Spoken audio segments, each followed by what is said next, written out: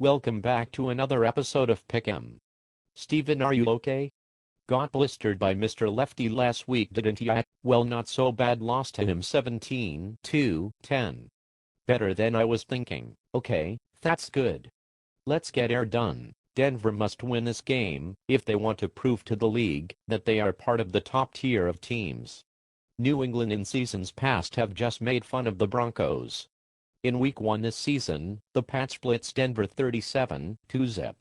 While it won't be another shutout and a lot closer game, I still see New England being too much with Steve Young this game. Patriots 28-7. This game is going to be a tester for Shaw for sure. I do not see a snowball's chance in hell here for Shaw. Pats huge, again 35-3. Next we got the Jets heading to sunny Jacksonville. That will be the only thing pretty about this game. This will be a close one until the kickoff, then it's over. I see Curtis Martin getting over 150 easy this game.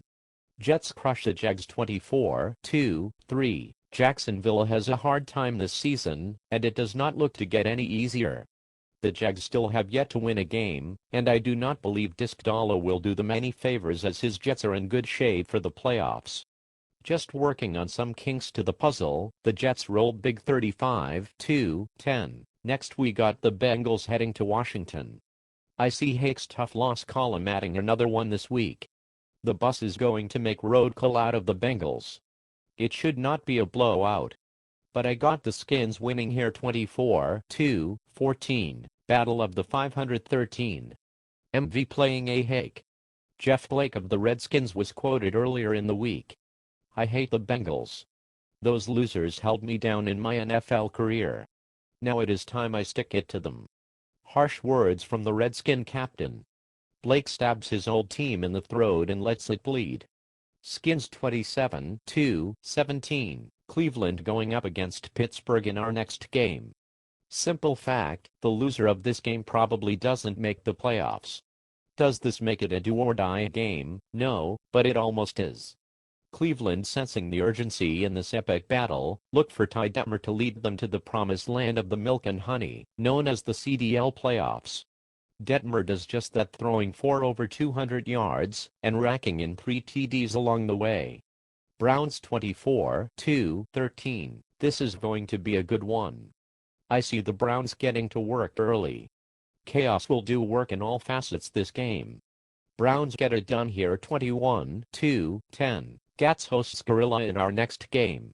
Atlanta has been on fire lately, and Gats has cooled down a bit from his opening pace. Things will reverse in this game as Dallas gets back on track. Cowboys 28-7. This game is going to be over quick. Gats is going to dominate in this one. Although the Dirty Birds have been getting it together, they will meet a brick wall this week. Gats big 28-10. Next we got the battle of the struggling Raiders heading to Detroit. This game will help someone's confidence whether this year is hanging on by a thread or having a solid top 5 pick for next year's draft. I think the Raiders will squeak this battle out. Raiders 14-10. Lions and Raiders. Teams who both have gotten this bad the same way. Both overloaded on big-time running backs in free agency. Both have no running game to show for it. Both teams are waiting for next offseason to spend their money again. Both teams can't lose, so I will take a hunch and say the Raiders pull it out 14-7. Next we got the Oilers heading to Seattle. This game will be a war for the coin flip. Then it goes all downhill for the Seahawks. Oilers in 200 for TD in a route 24-3. Seattle playing host the Oilers next. Even though their Week 1 game went to Houston, 28-13. It was a lot closer than the score. A late turnover on downs put the game away for good. This one probably will not be as close as I see Houston breaking the Hawks' spirit in the first half and being able to coast in the second half. Oilers win 31-10. Bucks and Bears 3 points is all that separated these two teams in their Week 1 game earlier this year. It might come down to another field goal in this game. These teams are about as even as it gets on paper. I say Chicago wins this one again on the legs of QB Mark Brunell. Chicago continues on 24-14, 3-point game the first time. Well, it won't be that way this time. Evans tries to lock down the Bears but fails.